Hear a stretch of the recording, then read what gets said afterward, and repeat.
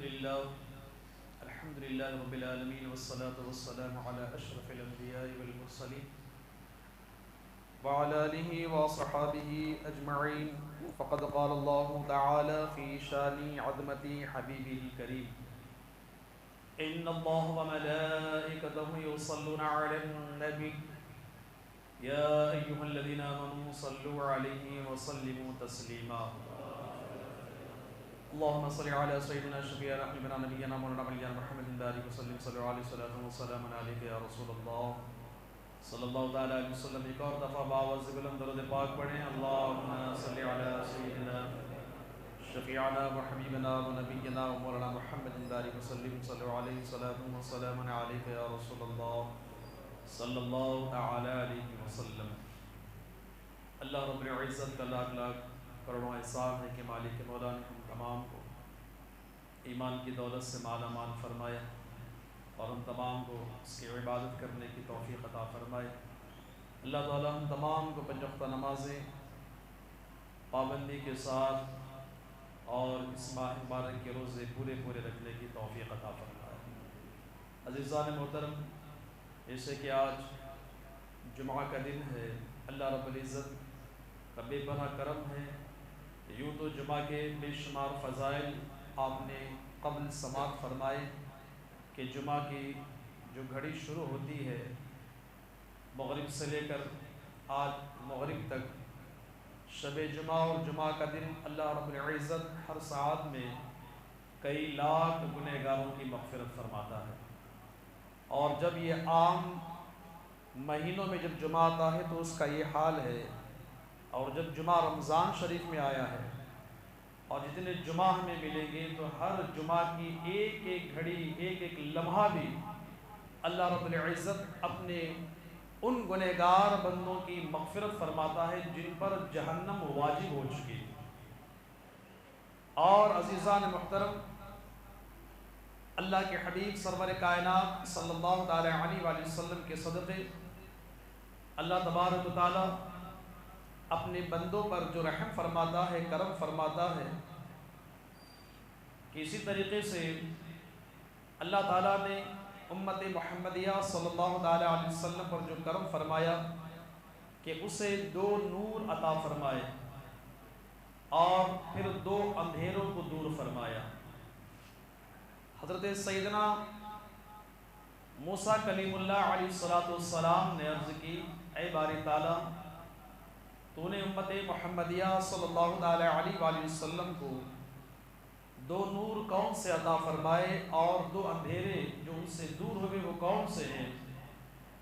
تو اللہ رب العزت ارشاد فرماتا ہے کہ اے موسیٰ کلیم اللہ، میں نے امت محمدیہ کو جو 2 نور عطا فرمائے، ایک نور نور رمضان ہے اور ایک نور قرآن.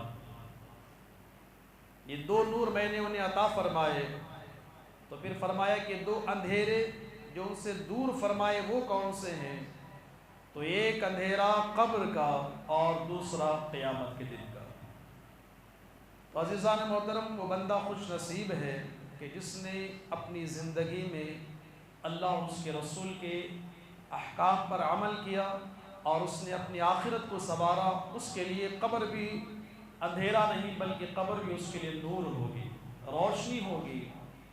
اور ایسی قبر اس کے لیے ہوگی کہ یوں فرمایا گیا کہ اس کے لیے قبر میں جنت کی کھڑکیاں کھول دی جائے گی تو جنت کی بھینی بھینی خوشبوؤں سے نصیب ہوگی، جنتی بچھونا اسے نصیب ہوگا.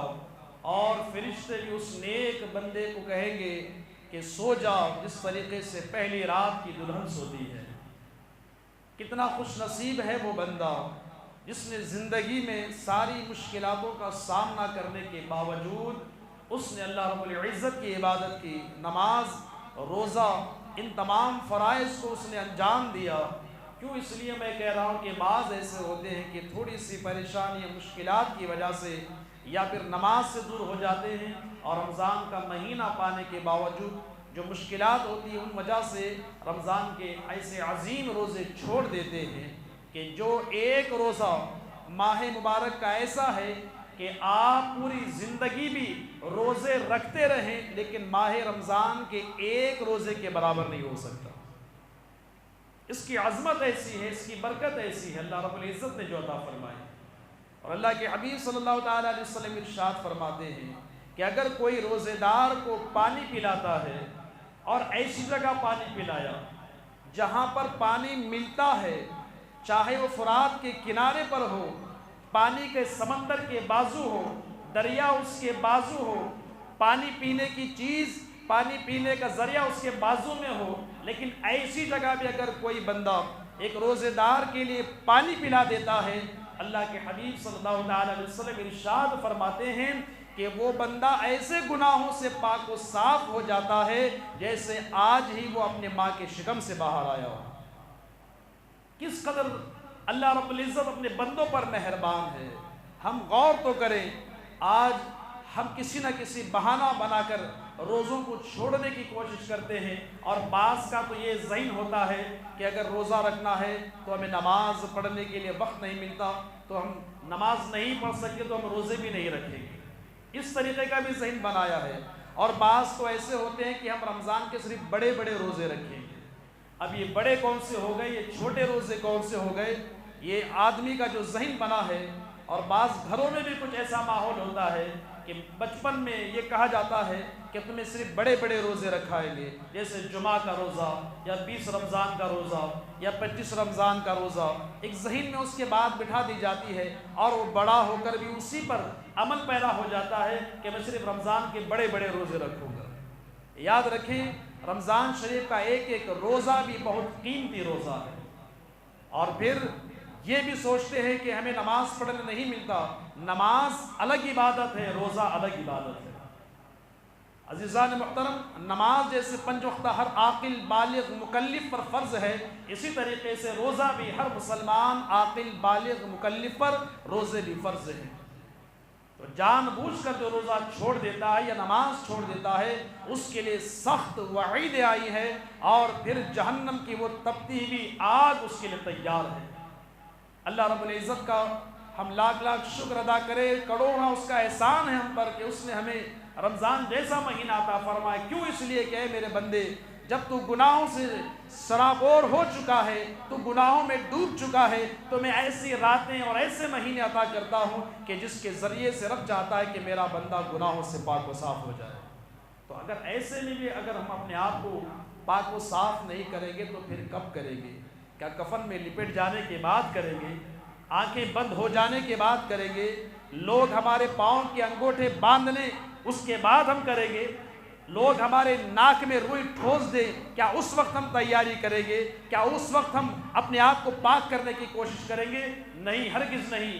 یاد رکھیں، یہ موقع اللہ نے ہمیں دیا ہے، اسے غنیمت جانیں، ایک ایک لمحے کو بھی غنیمت جانیں، اور اپنی آخرت کی تیاری کریں، توبہ و استغفار کریں، اور اپنے لیے بھی اپنے مرحومین کے لیے بھی مغفرت کی دعائیں کرتے رہیں۔ اللہ رب العزت ہم تمام کو ان باتوں پر عمل کرنے کی توفیق رفیق عطا فرمائے۔ اور آج جمعہ کا دن ہے، اللہ رب العزت کے حبیب سرور کائنات صلی اللہ علیہ وسلم پر کثرت کے ساتھ درود پاک پڑھتے رہیں، کیونکہ غیر رمضان میں بھی اگر ایک دفعہ کوئی جمعہ کے دن کا معاملہ ہے کہ اللہ کے حبیب کی بارگاہ میں اگر کوئی 80 مرتبہ درود شریف پڑھ لیتا ہے، اللہ تبارک و تعالیٰ اس کے 80 سال کے گناہوں کو معاف فرما دیتا ہے۔ لیکن رمضان میں ایک کا 70 گنا زیادہ ہو جاتا ہے، تو کثرت کے ساتھ ہم درود پاک پڑھیں، اپنے حبیب پاک صلی اللہ علیہ وسلم کی بارگاہ میں پیش کریں۔ اللہ تعالیٰ ہم تمام کو عمل کی توفیق رفیق عطا فرمائے۔ مسائل بھی سماعت فرما لیں۔ حضرات محترم، رمضان میں روزے رکھنے کے بعد غسل کرنا، غسل کر سکتے ہیں، اور اسی طریقے سے بال بنانے والے جیسے کٹنگ وغیرہ کہتے ہیں، کٹنگ بھی لے سکتے ہیں، ناخن بھی تراش سکتے ہیں، اور پانی غسل کرنے میں اگر پانی کان میں بھی اگر چلا جائے تو اس سے روزہ نہیں ٹوٹتا۔ اور اسی طریقے سے بعض ایسی باتیں ہوتے ہیں جیسے کوئی بیمار ہو گیا، بخار کی کثرت ہو گئی روزے کی حالت میں، تو اب بندہ کشمکش میں ہوتا ہے کہ روزے کی حالت میں اب ہم انجیکشن لے سکتے ہیں یا نہیں لے سکتے، اس کو بھی سماعت فرما لیں۔ اگر کوئی اس حالت میں پہنچ گیا ہے کہ تپتی ہوئی بخار ہے اور اگر انجیکشن وغیرہ نہیں لے گا، کیونکہ تو دوائی تو نہیں کھا سکتا، حلق میں کوئی چیز نہیں اتار سکتا، تو حکم یہاں پر فقہ نے مسئلہ یہ بتایا ہے کہ ایسی صورت میں اگر کوئی مسلمان ڈاکٹر، مسلمان طبیب اگر کہے کہ تم اگر انجیکشن نہیں لوگے تو تمہارے لیے خطرہ ہے، تو ایسی صورت میں روزے کی حالت میں انجیکشن لے سکتے ہیں۔ اور اسی طریقے سے خون کی جانچ کرانا ہو یا جیسے بلڈ ٹیسٹ کرانے کا بھی مسئلہ آ جاتا ہے، تو روزے کی حالت میں آپ خون بھی دے سکتے ہیں، اس سے روزہ نہیں ٹوٹے گا، کیونکہ وہ چیز جسم کے ان حصوں سے باہر نکلتی ہے جہاں پر کوئی مسئلہ نہیں، بس حلق کے اندر کا مسئلہ ہوتا ہے۔ تو ان بات کو آپ خیال رکھیں کہ ایسی حالت میں اگر کوئی طبیب، حکیم یا کوئی مسلمان ڈاکٹر اگر آپ کو مشورہ دے تو آپ اس پر اگر عمل کریں گے تو اس سے آپ کا روزہ نہیں ٹوٹے گا۔ اللہ تعالی ہم تمام کو ان باتوں پر سننے زیادہ عمل کرنے کی توفیق رفیق عطا فرمائے۔ رب تبارک و تعالیٰ کی بارگاہ میں دعا ہے کہ آج جمعہ ہے، ہر گھڑی میں اللہ تعالیٰ بے شمار لاکھوں کروڑوں کی تعداد میں اپنے گنہگار بندوں کے گناہوں کو معاف فرماتا ہے۔ اللہ تعالیٰ ان معاف کرنے والوں میں ہمارا اور ہمارے مرحومین کا نام شامل فرمائے اور ہماری اور ہمارے مرحومین کی مغفرت فرمائے۔ وآخر دعوانا ان الحمد للہ رب العالمین۔